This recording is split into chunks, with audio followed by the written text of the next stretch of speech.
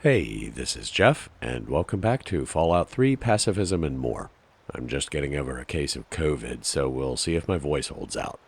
Last time we got a bit injured on the way to rescue Dad from Vault 112, but we still need a crippled limb for Moira to study, which brings us back to the Anchorage Memorial. The bridge is mined, and the trick is to be close enough when one goes off that it cripples a limb, but not so close that it kills us. Oh, I'm not dead. Apparently mines have a knockdown effect. How long have I been playing this game, and I don't think I've ever seen that before. Perfect. Oh, man. That's about as badly injured as you can get. I have like 1 hit point left. Moira should be ecstatic about my research this time. There's the tutorial message about crippled limbs, but I already have it covered. Now, how would you describe the pain you're feeling? Any advice for how to keep it from being overwhelming? And remember, this is for posterity. I hardly even feel pain anymore, honestly. Deadened nerves? That's probably a bad sign, you know. Like nervous system degradation type of bad. Luckily, I'm here to patch you up. Now hold still and quit fidgeting. Ugh, how can you be walking around like this? Okay, I even stitched a little smiley face in you to keep up your spirits. It's kind of hard to see from your side, though. Here, take this environment suit of mine. It will help with medical tasks, and it should help prevent the effects of exposure, too. The last chapter is a bit more esoteric. It's about the survival of humanity as a whole, and how to rebuild society. Deep stuff, huh? In this case, I'm talking about Rivet City. It's the most successful survivor settlement around, but no one here really knows how it started. Of course, that's why it's important to know how a place like that succeeded. So I need you to go there and do some researching. Sounds reasonable. I'll research Rivet City's history since I'm going there anyway. Oh, now I can't wait for what you find out down there. And check around to make sure you're hearing the real deal. I just need to sell some loot and get my armor repaired, and I'll get right on it. You found him? I can't believe it! You have my thanks. We would be lost without James. You seem very happy. Is there anything I should know? No, of course not. I'm simply glad that our work can continue. James is essential to the project, that's all, really. And if you don't think she sounds particularly convincing, you're not alone. I'll put a link in the description to my biggest secret in Fallout 3 video. It's an April Fool's episode, but all the evidence and reasoning leading up to the punchline are totally legit. Anyway, what do you know about the city's history? I could tell you all about the science lab, but even though I was here near the start, I can't really help with the details of how it all worked out. It all seems like a lifetime ago. I'm afraid I've had a lot of things on my mind since those early days. Not particularly helpful. All right, I need to talk to Dad. We need to get back to Project Purity. The computer there is our best chance to locate a Gek. Actually, I need to interview a few locals for a book I'm working on. I was hoping Dr. Li might be able to help since she's on the city council and all, but she says she doesn't remember anything. Oh, and you might want to have her commandeer a few of Chief Harkness's security officers to provide an escort detail because there are super mutants in the memorial building, just FYI. But I'll meet you there as soon as I wrap up the interviews. Are you sure? We could use your help. If you change your mind, you can always meet up with us along the way. If nothing else, come see me once we're set up. Actually, now that you mention it, Seagrave may know more about it. He's been here since he was just a boy. And I can't imagine anyone knows this ship better than he does. You might find some clues in Pinkerton's place, in the broken-off bow. He was around before me and used to store stuff there before he left. Nothing Luz enjoys more than a nice swim in the Potomac. And the underwater entrance to the broken bow is right here. Ow. Surrounded by mirelurks is not a good place to be. Tripwire.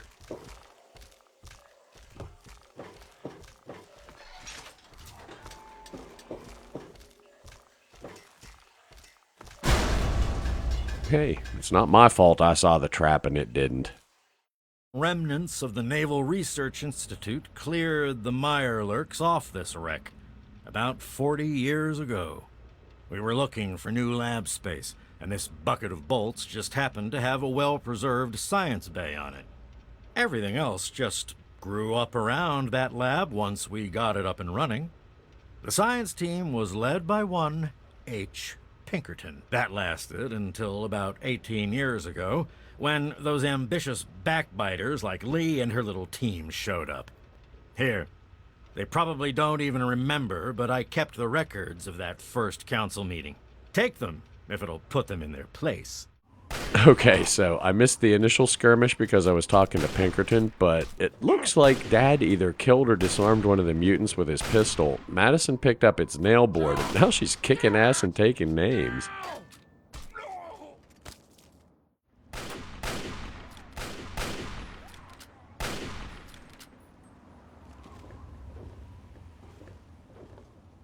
Girlfriend, you earned that strut. We can't accomplish anything until we can get inside, but none of us are particularly capable fighters. I hate to ask you to put yourself in harm's way, but you seem to have learned to handle yourself. I need you to go in and make sure it's safe for Dr. Li and her crew. Seriously? I just watched her kill 2 super mutants single-handed.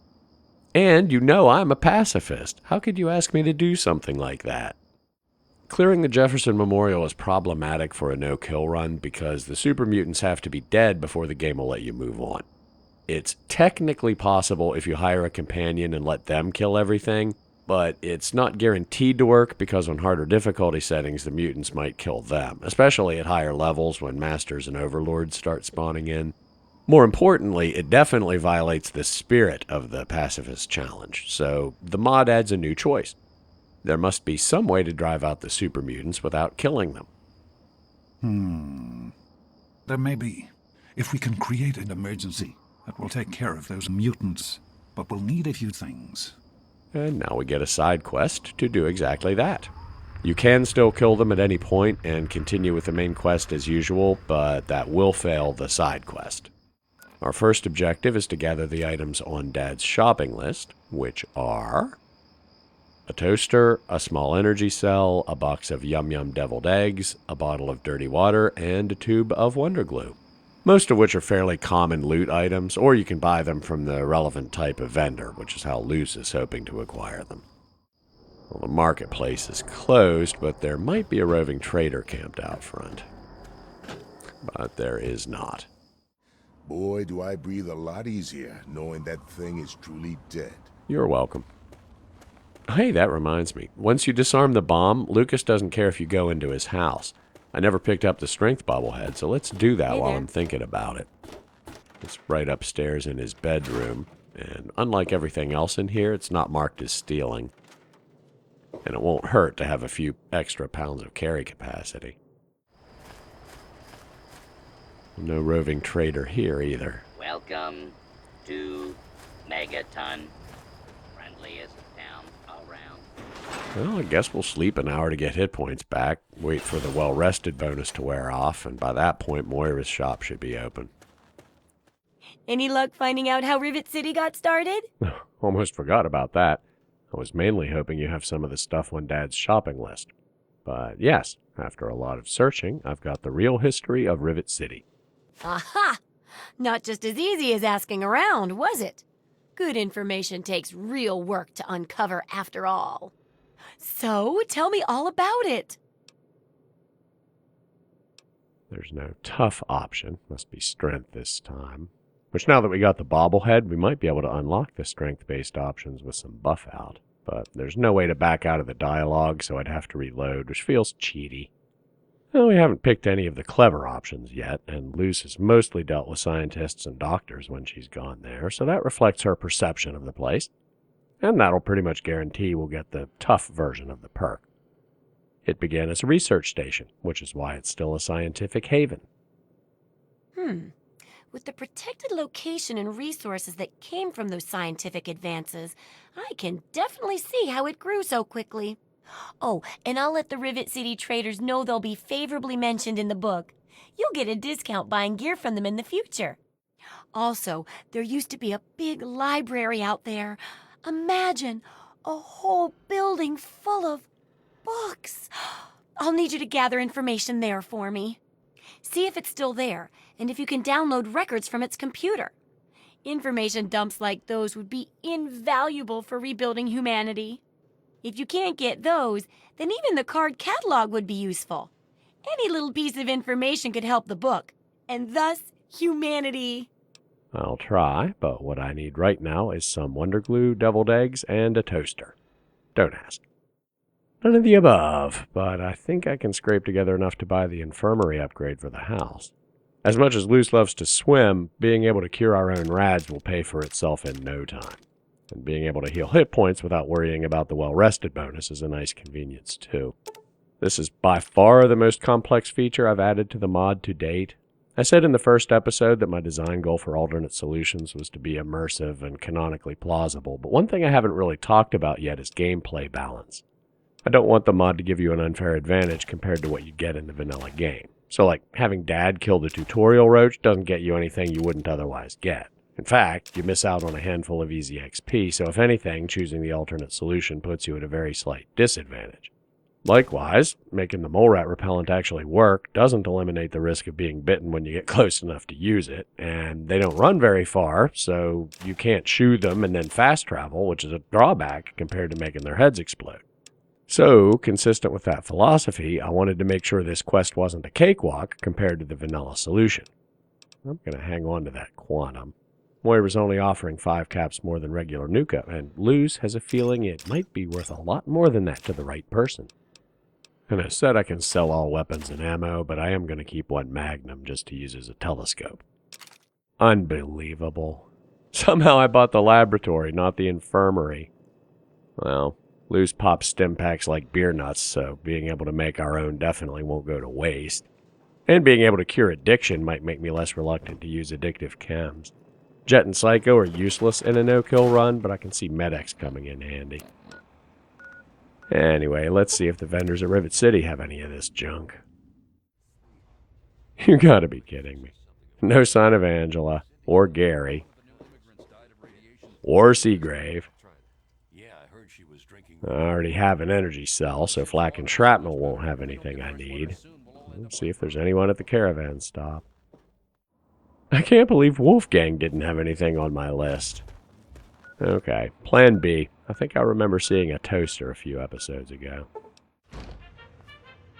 Yes, Luz might be a pacifist, but that doesn't mean she's above a bit of petty larceny. Well, let's try Moriarty's. This letter came for you. I run a saloon, not a post office. But does anyone listen? No. Well, go on, take the damn letter already. Love letter from Burke. Forgot all about that. Let's read that. Beloved, I must beg your indulgence a little while longer. I'm not yet able to send for you. Stay in Megaton. Once my business has concluded, I'll send for you, and we will live happily as man and woman. The memory of your beauty and sweet aroma lingers in my memory. Have patience, my love. Soon we shall be together once again. Well, that's very sweet, but right now I'm just looking for deviled eggs and Wonder Glue. You look like a traveler in need of relaxation and the finest of chemical assistance. Well, wander no more, my good friend, for I am Doc Hoff, procurer of the finest of medical goods and chemical assistance. Now, how may I help you? Do you have any deviled eggs or Wonder Glue? Let's see what the good doctor has in his magic bag, shall we? Yes, deviled eggs. No. No. Nope. It's all fairly valuable, but Walter was nice to us, and we're not stealing random stuff. Yes! I don't think a tube of Wonder Glue is too much to ask after fixing all those leaky pipes around town. See you later, Walter. This should be everything on your list. Yes, this will work. Here you go. And our new objective is to place Dad's fog machine in the air duct. We'll see if we can do this just by sneaking. We can use a stealth boy if there's no other choice, but I'd rather save them for real emergencies. Deja vu. But our sneak skill's 100 now, so it might be doable this time. I mean, I think it might have been doable last time if that first super mutant hadn't come back around the corner, but... yeah. Now try and hide from this ladder. I should have been creeping. We're nowhere near getting the silent running perk yet. You place Dad's fog machine in the duct and activate it. Foul-smelling smoke billows from the air vents. The fire alarm is triggered and the super mutants flee. Unfortunately, a ventilation and plumbing schematic inside the access panel indicates that the sub-basement is on a separate positive pressure system and will remain clear, but it gives you another idea. As promised, the super mutants in the gift shop are now gone. Just to confirm, smoke and fire alarms in the rotunda as well. Anything that was in here already evacuated. And our new objective is to drive the super mutants out of the sub-basement. Right. I didn't have a quest marker because I didn't have the quest active. There you go. Yeah. I'd be doing this a lot slower if I didn't already know where I was going. A quest marker doesn't help that much in the sub-basement because there are multiple floors and quest markers didn't indicate up or down in this generation of Fallout. There's always a mutant in the room where you were born. Right over here. See if we can sneak past that.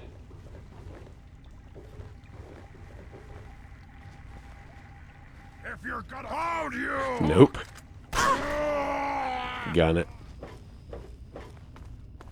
Game's over. Juke around some furniture. One of us had. I'll wear your bones around my neck. This is where the quest marker is pointing. This valve will flood the sub-basement and force any super mutants on this level to evacuate, but will also damage some of the equipment. Alright, operate the valve. And now the whole bottom part of the level is flooded, so the super mutants are driven upstairs where they'll see the smoke and hear the fire alarm and leave the building. So now we just need to tell Dad they're gone. I don't know what I was stuck on there, but I drowned. Guess we'll try that again from the last autosave. Shut up! You stupid!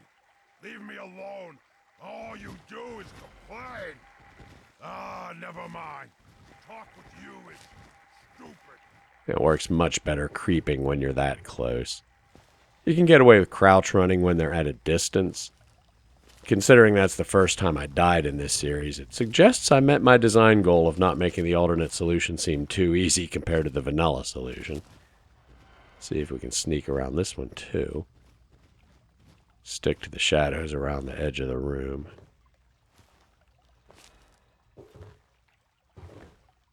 Of course, if he stands in that doorway forever, we're kind of boned. Any day. Game's over! Never mind. How did you see me? I was standing still in the dark. Try and hide from this fight! Stupid! Operate the valve. And get back to the surface this time. And now the quest will update to tell Dad the super mutants are gone. And as you can see, the whole level is flooded.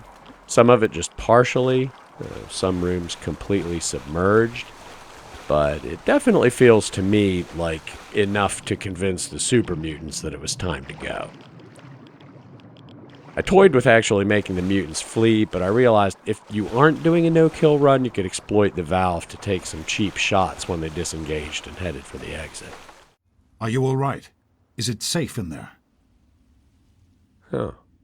Oh, right. The turret killed at least one of the mutants when we were here to find Dad's logs. You get a different option if you saved them all, and I think I already mentioned that there's also an option if you started the Save the Mutants quest but then killed them all anyway, which fails that quest. Anyway, I managed to drive some of them out. The rest are dead. I'm proud of you. Now let's get in there. And that completes the side quest. And we level up. I didn't realize we were that close, so I hadn't thought much about leveling up yet. With lockpick 45 in the utility suit, I could pick medium locks, or with science 45 in the lab coat, I could hack medium terminals. I think terminals are slightly more useful, so we'll go with science. And put the excess in speech. And for the perk... Okay, toughness just unlocked at level 6. We're definitely having that. Plus 10 damage resistance is basically mandatory for this challenge. The ventilation system clears the smoke and resets the fire alarms after Dad's fog machine runs out of juice, so there's no separate quest objective to fix that. It just happens automatically when you tell him the mutants are gone. Did you need something? Nope. To be perfectly honest, Madison, you kind of scare me. The project was abandoned shortly after you were born. Things have deteriorated here since then, and there's been some flooding. I'll need you to get to the flood control pumps and activate them so we can clear out the water and reach the mainframe. Yeah, I noticed some flooding when I was driving out the Super Mutants. Where do I need to go? The automatic doors sealed when the flooding occurred, so you'll have to use the access tunnels to reach the pumps. Not to pat myself on the back too much, but I always thought it was weird that Dad specifically mentions damage caused by water, but in the vanilla game there's no obvious sign that the sub-basement was ever flooded. And now there is. Great work on the pumps. Hurry back, and I'll give you the fuses you'll need. I mean, I guess you're supposed to assume the water rose and receded on its own at some point in the past, but I actually like my retcon a lot better. I feel much more invested in doing this little sequence of fetch quests for Dad, knowing that the damage is kinda my fault. Here, take these fuses. The box is back down in the sub-basement near the eastern end of the level. Once the fuses are replaced, you'll be able to get to the mainframe. Now that the flood control pumps are running and had some time to work, the water's gone. The sump area is back to normal. And the fuse box room, which we saw previously was completely underwater, is now clear. So replace the fuses. With the fuses in place, you should be able to access the mainframe. No need to come back to the control room. Just head straight there. But I am going to neither head straight for the mainframe, nor go back to the control room. Powering up the mainframe kicks off an intense and lengthy sequence of events that we definitely don't have time for this week. So this seems like a good place to save and show you how the mod stuff works. In fact, I think there's even an unowned bed in Dad's room that'll restore hit points without giving us the well-rested bonus, which would be very handy indeed. We've created a few quests in previous episodes just to run scripts that need to monitor events and respond appropriately when certain conditions are met, but this is our first quest with actual stages and objectives that show up in your Pip-Boy. You can number the stages however you like, but the standard convention is to make them multiples of 10, so you don't have to renumber everything if you realize later that you need to add a stage somewhere in the middle. Stage 10, which starts the quest, adds objective 10 to your log and gives you the note with Dad's shopping list. The objective has one quest target, Dad, but you can see from the conditions that he'll only have a target marker on your Pip-Boy map if you have all the items you need in your inventory. Prior to that, where to find the items is up to you. And there are two types of toasters in the game, and the or means the quest will let you use either kind. Stage 20 marks the first objective complete, adds a new one, and gives you Dad's fog machine. Objective 20 has a target with no conditions. It always points to the duct where you put the fog machine. Stage 30 just marks the previous objective complete and adds a new one. Objective 30 is the valve in the sub-basement. Again, no conditions. It always points to the valve. Stage 40 marks the third objective complete and adds the final one. Objective 40 is Dad again, no conditions. Oh, and it's worth noting that objective numbers don't have to match the stage numbers. Objectives can be displayed and completed by scripts outside the quest, so that gives you a lot of flexibility. But I always make them match the stage numbers unless there's a compelling reason not to, because it can get really confusing if you don't. Even in a situation where I have multiple objectives for a single stage, say a main objective and a handful of optional objectives, if the stage is 40, I'd make the main objective 40 and the optional objectives 41, 42, 43, something like that. Stage 50 has a slightly more complicated script. It marks the last objective complete, and we're just about done, so there's no new objective to display. It disables the fire alarms and smoke. We'll see shortly how I set things up so we only need one command to turn them all on or off. And then it checks to see if we saved any mutants. If not, it sets the quest stage to 99. If we saved at least one, it sets it to 100. Stage 99 doesn't run any script, but the fail quest box is checked. So if you tell Dad you want to drive them out without killing them, but then you kill them all anyway, you fail the spare the mutants quest. Stage 100 completes the quest and has a little script to calculate the XP reward. Variable XP rewards weren't used much in Fallout 3. I mean, they weren't used that much in New Vegas either, with the notable exception of the DLC. Anyway, I thought it made sense in this case that the more of them you save, the more XP you get, since that was the whole point. Even if you save them all, it's nowhere near the XP you'd get for killing them, which goes back to what I said about gameplay balance and not wanting the mod to make life too easy for the player, but it did feel like some XP reward was justified for going out of your way to spare them. Now, in a fortunate coincidence, for some reason Dad's vanilla dialogue has at least 2, and in some cases 3 variants of telling him, okay, I'll do it. Rather than get into overriding his default greeting, adding a new topic for the let's try to drive them out option, and making sure the new option didn't create any looping paths or otherwise cause problems with his already complicated dialogue tree, I just overrode one of the redundant I'll do it options. Same technique as we've seen many times before, but the result script is where we start the new quest by setting the quest stage to 10, the first stage. Once the APAM-01 quest is running at stage 10, Dad does need a new greeting, asking if you found the items yet. It has the vanilla option to tell him they're all dead because there's nothing stopping you from just killing them anyway. And that topic has conditions, so even though it's on the list, it isn't presented to the player unless they really are all dead. It also has the vanilla option to tell him you're still working on it, and there's a new topic to tell him you found all the items. Which, as you probably guessed, has conditions so it'll only be presented to the player if they have all the required items in their inventory. The result script begin block removes the items from the player's inventory as soon as you pick that option, and the result script end block sets the quest stage to 20 when Dad finishes speaking. As we saw earlier, quest stage 20 gives you the fog machine and sets the objective to the air duct. The fog machine is a miscellaneous item, the object category for anything that shows up on the miscellaneous tab of your Pip-Boy inventory screen. It's marked as a quest item, which means you can't drop it, and it doesn't do anything until you activate the air duct. The air duct is an object type I don't think we've seen yet, an activator.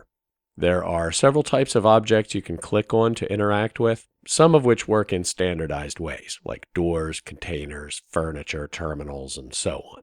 Activators are a kind of catch-all category for everything else, and because they can run a script when they're activated, they can do all kinds of things. Sinks, traps, switches, bobbleheads, all kinds of stuff in this category. In the case of the air duct, first we need to see if we're at the right stage of the quest to use it. If so, we pop up a message box explaining what needs to be done next, set the quest stage to 30, remove the fog machine from the player's inventory, enable the fire alarms and smoke, and get rid of any living mutants currently in the gift shop and rotunda. Messages, by the way, are yet another object type. Not much to this one, just the text.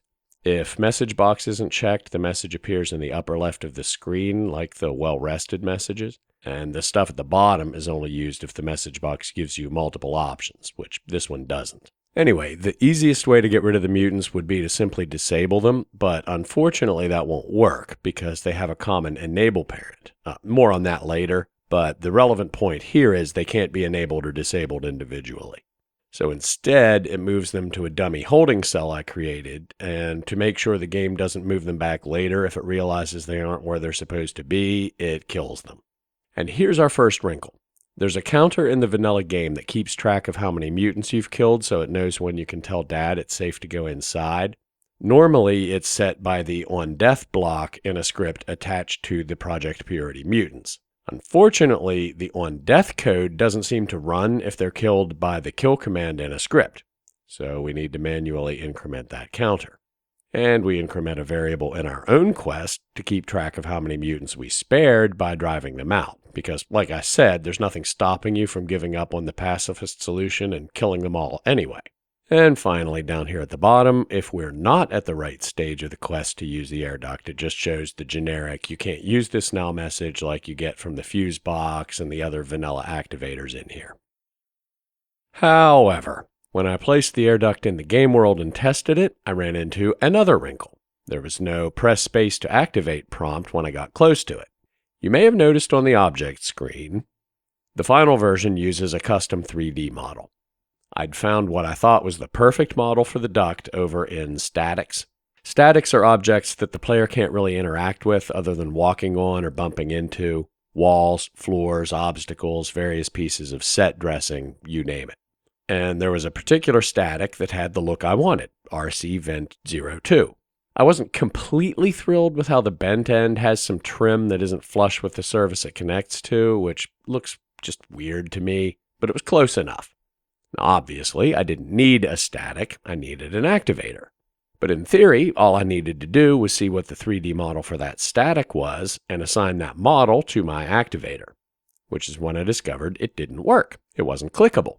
Well, long story short, if we look at RC Vent 02 in NIFScope, which isn't part of the GEC, it's one of the two tools I use to create and modify 3D models, the problem was immediately obvious. The red wireframe shaped like the vent is the vent's collision detection. Collision detection is separate from the main 3D model because there are some things you want to be able to walk through, like curtains, for example. These days you'd probably even put collision on a curtain and give it physics, so you push it aside when you walk through it, but consoles 15 years ago didn't have the processing power for that. Anyway, the collision detection should be exactly aligned with the main 3D model, but in this case it's not even close. Naturally, out of the thousands of models I could have picked for my air duct, I wanted the one with a bug. And just to be sure that it was a bug and not some weird feature in the NIF format I wasn't familiar with, I looked up where RC Vent 02 is used in the game, and to my surprise, it's only 2 places. Maybe because of the bug, I don't know. The first is in the Rivet City bridge tower, and there's nothing beyond the wall it's placed against, so the collision detection would be out in the void.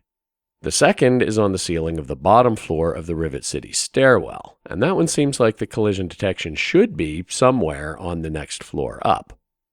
So here's the RC Vent 02 on the bottom floor of the stairwell. If we stand under it and jump, our head clips through the vent slightly. Consistent with the hypothesis, but not conclusive because your extremities poke through scenery a good bit in Fallout 3 in New Vegas.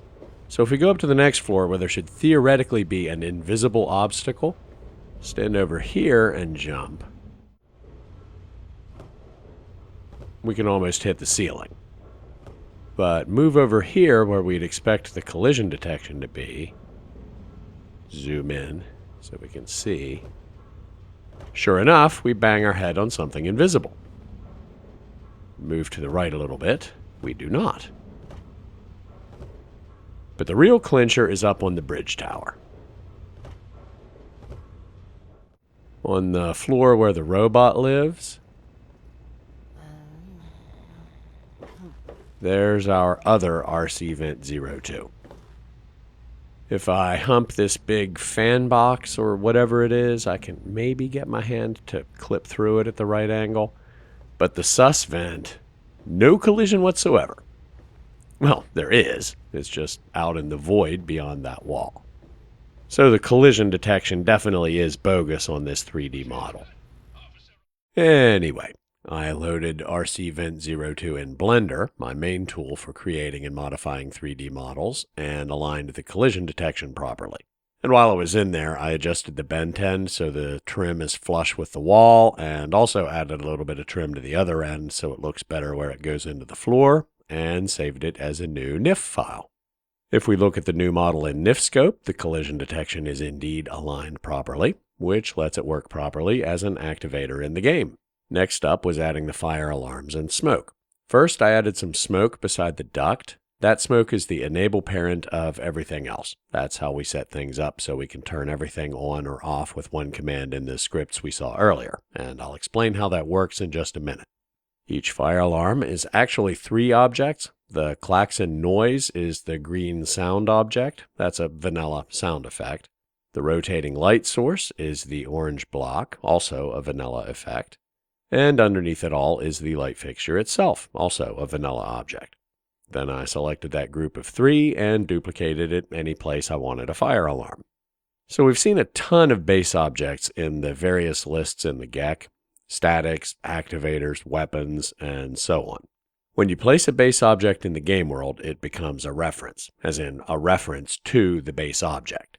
The base object has all the data that's the same for every instance of that object in the game, like its 3D model and other fundamental characteristics. But each reference also has its own set of data that's unique to that reference, its position and orientation in the game world, and so on. The tab we're interested in here is the Enable Parent tab. This lets you pick another reference whose enable state this one will mimic. If the parent is enabled, that is, visible and active, the child will be too. If the parent is disabled, that is, invisible and on standby, for a lack of a better term, then the child will be too. That's how the game changes the interior of the memorial between Waters of Life and Take It Back, including getting rid of the super mutant bodies, which is why we couldn't disable the super mutants individually. So we make that first smoke cloud the enable parent of every fire alarm and every other smoke cloud, and then we only have to enable or disable that one master smoke cloud to turn them all on or off. And speaking of smoke clouds, Fallout 3 doesn't exactly have the greatest smoke effects, and no matter how many I scattered around the level, I just couldn't make it thick enough that I believed it would scare the super mutants into evacuating. So enter image space modifiers. Image space modifiers, or iMods, are really sophisticated filters that you can put over the game camera. They can be animated, anything from the red surge when you get addicted to chems, to the blinding light and camera shake when a nuke goes off, or the fade to black effect for certain cutscenes, all kinds of things. I made a super simple one, not animated, that just puts a heavy gray filter over everything, and in combination with the smoke objects in the game world, to me at least, it really sells the whole place is thick with smoke effect. The only problem is, unlike objects that can be placed in the game world, image space modifiers are applied to the camera, not to an area. We need to turn the filter off and on if the player moves out of or back into one of the smoke-filled areas. So how do we do that? With our old friend trigger zones. Here's one outside the memorial door, and there are others like it at the other exits from the gift shop, the sub-basement, and the intake pipe. The script is fairly simple. It checks if the actor who triggered it is the player, because other characters can walk through it, and we only want the player to trigger the iMod change. If it is the player, we remove the image space modifier. If the quest stage is greater than 40, meaning we told Dad it's safe to go inside, then the trigger zone deletes itself because the smoke is cleared by that point and we don't need it anymore. This PCB command is one you don't see very often. It stands for Purge Cell Buffers, and it's necessary due to a quirk with trigger zone behavior that I didn't even know existed until I tried to use image space modifiers to simulate smoke. Every location in the game is called a cell. If you go through a door and there's a loading screen, you've just moved from one cell to another. The on-trigger-enter block of a trigger zone's script technically only runs when an actor's collision detection box intersects with the trigger zone's collision detection box. That is, one of its edges. But the game is smart enough that if the trigger zone is placed around the arrival marker for a door or other portal between cells, then when an actor arrives and the cell loads, the on-trigger-enter code runs even if the edges of their collision detection boxes didn't intersect. The key part of that sentence being the cell loads. My trigger zones worked perfectly the first time you went through a given door, but if you went back and forth twice, they stopped working. Why? Well, for performance reasons, the game typically keeps the last cell you were in loaded when you move to a new cell. If you've ever used a door, saw a loading screen, turned around and went right back out and didn't see a loading screen, that's why. Unfortunately, in that scenario, the on-trigger enter code of a trigger zone around the door doesn't run. So I added the PCB command to force the game to reload the cell every time you use the door. Problem solved. And as you might expect, there are also trigger zones around every entrance to the gift shop cell, which do the exact opposite of the ones outside. If the master smoke object is enabled and the image space modifier isn't active, we apply it and purge cell buffers. And again, if the quest stage is greater than 40, the trigger zone deletes itself. So that's how the fire alarms and smoke work, and once they're active, our next objective is the valve in the sub-basement.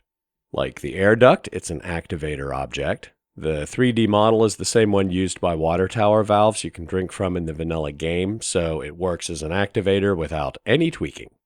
And its script is pretty similar too. There's some logic to decide what message to show depending on where we are in the quest. If the valve is our current objective when we haven't used it yet, that's when we put up the message that warns the player that using the valve will flood the level and asks, "Are you sure?" and set the variable awaiting input. Unlike the air duct and other messages, this one does have menu options. Operate the valve at index 0 or leave it alone at index 1. And now we get into the somewhat unintuitive mechanism for handling custom menus. Up till now, we've only used the onActivate block type, which runs when the player clicks on an activator. Handling menus requires the game mode block type, which runs every frame while the player is in the same cell as the activator. If the awaiting input variable is set, which it will be, if and only if we put up the "Are you sure?" menu, then we call the function getButtonPressed, which returns -1 if the player is still reading the menu, in which case we do nothing. Anything else is the index of the option the player picked, which we just saw were 0 for operate the valve and 1 for leave it alone. If it's 0, we set the flooded variable, so we know to display a different message if the player clicks the valve again, and flood the level. Then we update the quest stage. All that's left is to get rid of any mutants that didn't already evacuate due to the fire alarm, which is handled in pretty much the same way as the air duct script. Here's the activator placed in the level. The green object is a sound effect of water running in a pipe, which has the floodwater itself as its enable parent. So exactly like the air duct activator can turn all the fire alarms and smoke clouds on or off just by toggling the state of the master smoke cloud, the valve can do the same for all the flooding effects by toggling the floodwater object. And speaking of the water sound effect, that's custom. There's a vanilla sound object that almost worked for me, but it was too quiet and you couldn't really hear it over all the other noise in the sub-basement when you operate the valve. I just loaded it into Audacity and bumped up the volume by 9 decibels or so. The top waveform is the original, the bottom is my high gain version, and all that's left is to talk to Dad to wrap up the quest. His greeting when all the mutants are dealt with works fine as is. I just overrode the vanilla option to say everything inside is dead, with options that acknowledge the no-kill objective if the Spare the Mutants quest is active. There are 3 versions. This one if you didn't save any, one if you saved at least one but not all of them, and one if you saved all 14. They all set the appropriate stage of the main quest, as well as setting the APAM-01 quest to stage 50, the Wrap It Up stage. I also overrode the vanilla I took care of it option, which is ambiguous enough that I didn't need to change the prompt or Dad's response, but I did need to add setting APAM-01 to stage 50 if the player picks that option. Now, as we saw previously, stage 50 turns off the fire alarms and cleans up the smoke because obviously Dad's fog machine can't run forever, and this is a convenient place to do it. Then it immediately either goes to stage 99 to fail the quest if all the mutants died, or stage 100 to complete the quest if some or all of them were spared. But we're not quite done because there's one more thing to clean up. Get rid of the floodwater after Dad tells us to turn on the flood control pumps, which we do with, you guessed it, another trigger zone. Well, technically the same trigger zone that switches the image space modifier if you go to the sub-basement while there's still smoke in the gift shop. But in addition to that, it checks if the Waters of Life is at stage 40 or higher, meaning we turned on the flood control pumps for Dad and he told us to come back upstairs for the fuses. If so, we disable the floodwater and the trigger zone finally deletes itself.